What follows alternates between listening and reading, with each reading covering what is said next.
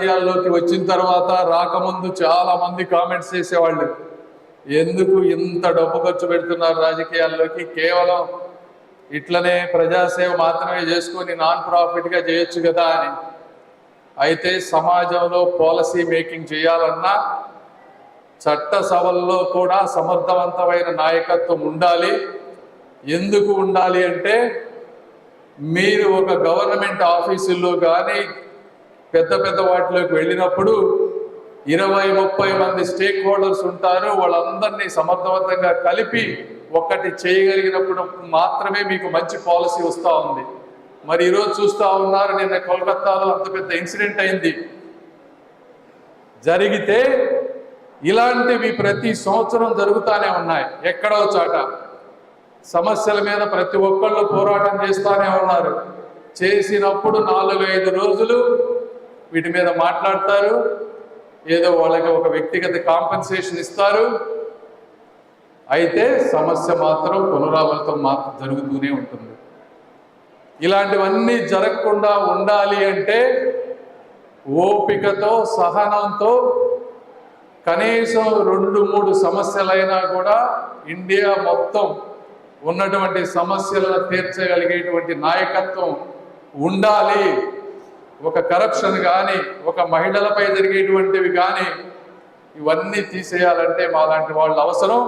ఎందుకంటే మాకు డబ్బుతోటి పని లేదు, ఆ ఓర్పు ఉంది, చేయాలనేటువంటి కోరిక ఉంది. దేవుడు ఆ శక్తి ఇచ్చాడు కాబట్టి నేను ఈరోజు రాజకీయాల్లోకి వచ్చాను తప్పించి ఇందులో వేరే విధంగా ఏమీ లేదు. అదేవిధంగా సమర్థవంతమైన నాయకత్వం ఉన్నప్పుడు ఇలాంటి రవి గారు లాంటి వాళ్ళు 100 మంది బయటకు వస్తారు, వాళ్ళు చైతన్యవంతులు అవుతారు.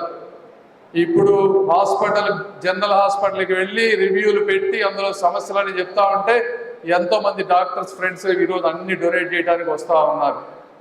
కాబట్టి ఈ సమాజంలో మీరు కూడా ఉన్నారు కాబట్టి, చదువుకోబోతున్నారు కాబట్టి, కేవలం ఇంజనీరింగ్ మెడిసిన్ మాత్రమే చదువు కాదు. సమాజంలో 100 రకాలు ఉన్నాయి. మీ మనస్సుకు నచ్చినట్టు పాలిటిక్స్ ఉంటాయి, ఐఏఎస్లు ఉంటాయి, డిజిటల్ మార్కెటింగ్లు ఉంటాయి, లాయర్స్ ఉంటారు, అకౌంటెంట్స్ ఉంటారు, ఫైనాన్స్ ప్రొఫెషనల్స్ ఉంటారు. ఏ రంగం కావాలంటే ఆ రంగంలో చూసుకొని ఆ రంగంలో మీ మార్పు ఉండే విధంగా మీరు కష్టపడాలి తప్పించి వేరే వాళ్ళు మా అమ్మ మా నాన్న ఒకటి చేయమన్నారని చేయొద్దని మీ అందరూ తెలియజేసుకుంటా ఉన్నారు. రెండోది, ఇలాంటి హాస్టల్స్లో వచ్చినప్పుడు మంచి జరుగుతుంది, చెడు జరుగుతుంది. మంచి ఏంటంటే మీ మధ్య బంధాలు బాగా ఏర్పడతాయి. చెడు ఏంటంటే క్యాస్ట్ ఫీలింగ్లు వచ్చేటువంటి అవకాశం ఉంటుంది.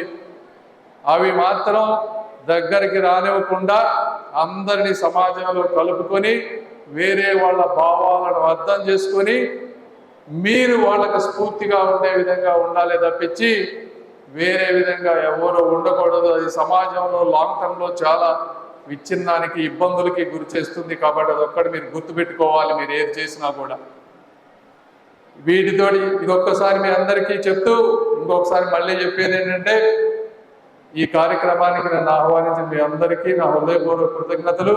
ఈ వీడియో నచ్చితే లైక్ చేయండి. అలాగే మా ఛానల్ ని ఫస్ట్ టైం కనుక చూస్తున్నట్టయితే ఇప్పుడే సబ్స్క్రైబ్ చేసుకుని పక్కనే ఉన్న గంట సింబల్ ని యాక్టివేట్ చేసుకోండి. అప్పుడే మేము పెట్టే ప్రతి వీడియో మీకు నోటిఫికేషన్ గా వస్తుంది. అలాగే ఈ వీడియో పూర్తిగా చూసినందుకు ధన్యవాదాలు.